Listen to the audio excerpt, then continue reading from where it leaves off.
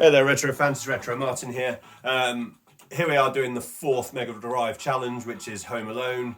I did do a bit of a long video, but it was getting a bit too long and quite clunky because of the weapon mechanics.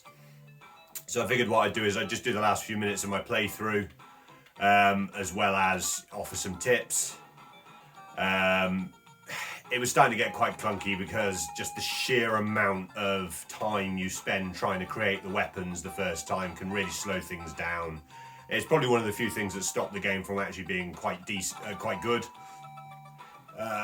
It's fun for the first few times when you're a kid and you're putting all these bits and bobs together. As an adult, it just comes across as incredibly clunky and not fun at all. So as you can see from the top left corner, I've actually lost a house already, but I haven't let that stop me. You can still get an amazing high score because it's all about just getting them out of the house quickly, because then they'll go and attack another house, which then gives you that opportunity to very, very quickly go in yet again.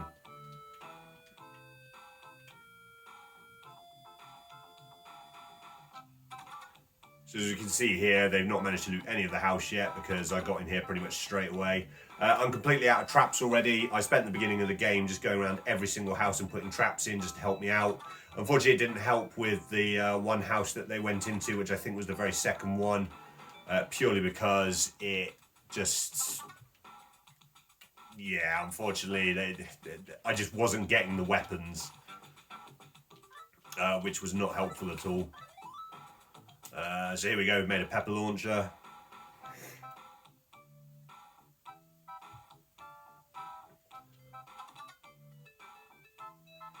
What I do like is the fact that the animations are quite funny and every house is completely fully loaded up whenever you're in it. So any environmental effects that take place will still affect them even if you're not on the same screen. But you do have to be in the same house for the environmental effects to actually take place. So as we can see, we've still got about 4 minutes and 38 left on the clock. The charge on my sled is really low at the moment, so I'm only getting a very tiny amount whenever I go out. But every time you go in the house and come out, you will get just a tiny bit of charge, so it's quite useful to be able to do that, just to keep yourself in the game, so to speak. So here they are, they're trying to feint where they're going.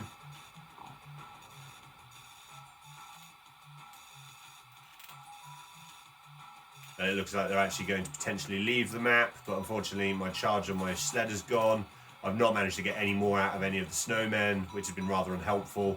I spent quite a large chunk of the game without any wire, which really slowed things down because it meant that an awful lot of my weapons were inaccessible that I could make.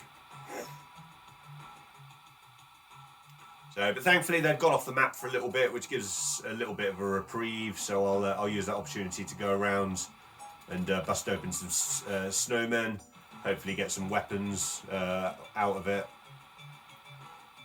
And as I said, losing a house is not the end of the world. You can still get an amazing high score. As you can see there, I'm doing quite well. I've managed to kick them out of several houses a few times now, which is what's helped with the score.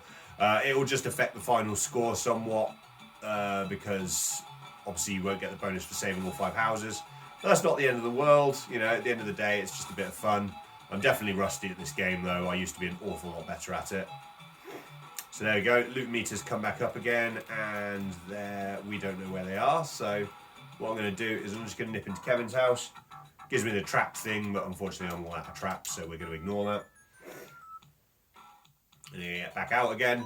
That should hopefully give me just a little bit of charge. Nope, not enough. Okay, so that was a bit of a waste of time, but you know. What it did do was it replenished the snowmen, give me a chance to get some items. So I'm hoping they're at this house. Oh, look at that, that's really lucky. So we've got 3 minutes to try and stop them. That's not a major issue, so let's jump around because it is much quicker, especially jumping up halfway up the stairs before you even get to it. Now I've got plenty of tyres, so I can waste it to get some of the items, and again, jumping as you go just speeds things up considerably. Right, I'll let him catch me because there's no way I was going to turn around and hit him with a weapon then. Oh, and I've been caught again. Now, the one main thing to trick them into actually coming at you is when you've hit them with a weapon, they will always come after you at that point. So you can use that to basically trap them consistently against you. Now, certain weapons are not very powerful, like the pepper gun, for example, is really poor. You're not going to get much pain out of it at all. But pepper is quite plentiful. Same with the glue gun as well. It's a really weak weapon, but you get it so much that it's just a really useful one to have in reserve. Now, another tip that I can give you is if you've actually made a weapon already, what you can do is you can use the hammer icon to put the first 2 bits in, and then all you need to do is just add in the ammo and you can remake it, which just makes your life much easier. So once you've gone for the rigmarole of actually creating the weapon, you can at least save yourself a bit of mucking about there by making it again really, really quickly. Problem is some of the more powerful ones run out of ammo very quickly. So, now again, glue launcher I've made a few times. So, and I've got some more glue, so I just put it in like that, happy days.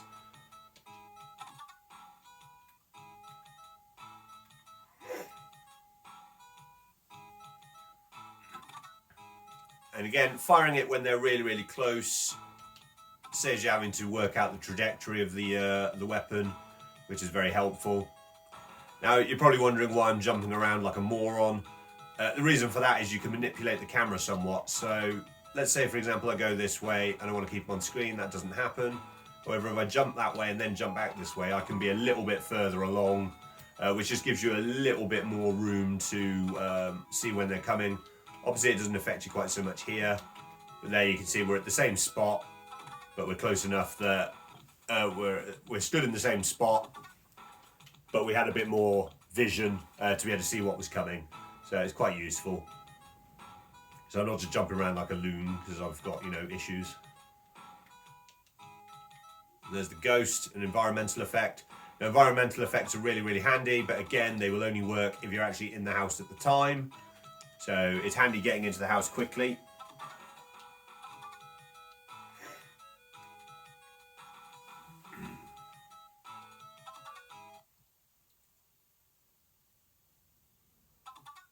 So there you go, get a little joke. Sometimes the game glitches out and doesn't actually hit the second one when the second person when you're doing the firing. I'm not sure if it's always Harry then Marv behind him. Can't really remember. There we go. Got some more points there. So I think we've breached 100,000. So that's quite nice. So, and again, look at that. Because we've been in the house for a little while, we've been given some charge, which is quite nice. Now, I'm pretty sure they won't be able to loot the next house in time if I even leave them to it. But, I don't play that way. We will fight them to the last minute. Now, what I do have there is I do have been given some ammo. And this is an expert-only weapon, the flashbulb shotgun. It's very powerful, but you pretty much run out in like a few hits, which is rather irritating.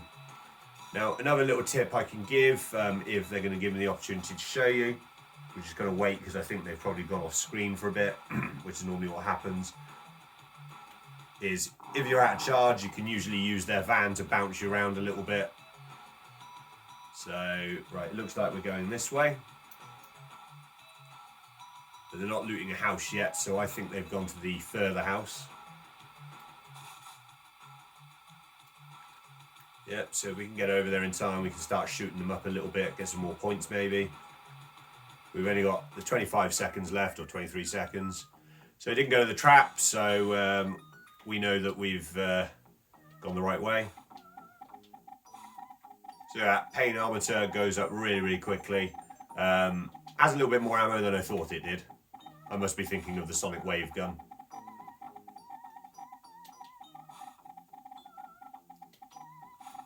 Yeah, we're getting points as we go, so it makes sense to just keep trying. Oh, I don't know what I'm doing. Let's just use the pepper launcher. We've only got 10 seconds. And then we're out of ammo for that. So we'll finish off just using the good old BB gun from the film. Bang, there we go, because we can use that. And there we go, we've reached the end of the game. So now we get 4,000 points for the houses left. We would have got 5,000, or I don't know if it doubles if you save all of them. So still did quite nicely there. We've got awesome crook catcher with a final score of 107,850.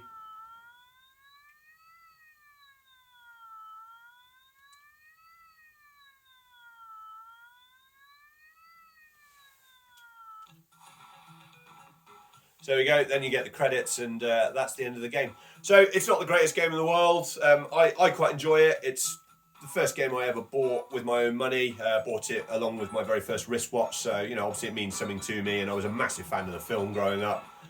So I quite enjoy it. It can be a bit clunky with the weapon creation, but certainly it's not so bad. Certainly if you've got an original copy, you've got the manual with all the pictures and, well, all the pictures, with the space to actually write in how to make the weapons, which good old 10-year-old me thought forward and actually did. So I hope you've enjoyed the video. You know, I've got a decent high score, so we'll see how I do. I don't think many people have taken part in this couple of weeks, just because it's not a game that a lot of people seem to have. But I'm hoping on Friday when we do the next one, we're going to have one that's a little bit more common, that a lot of people have, a lot more people will get involved with, and we'll see how we go. So I will see you next time.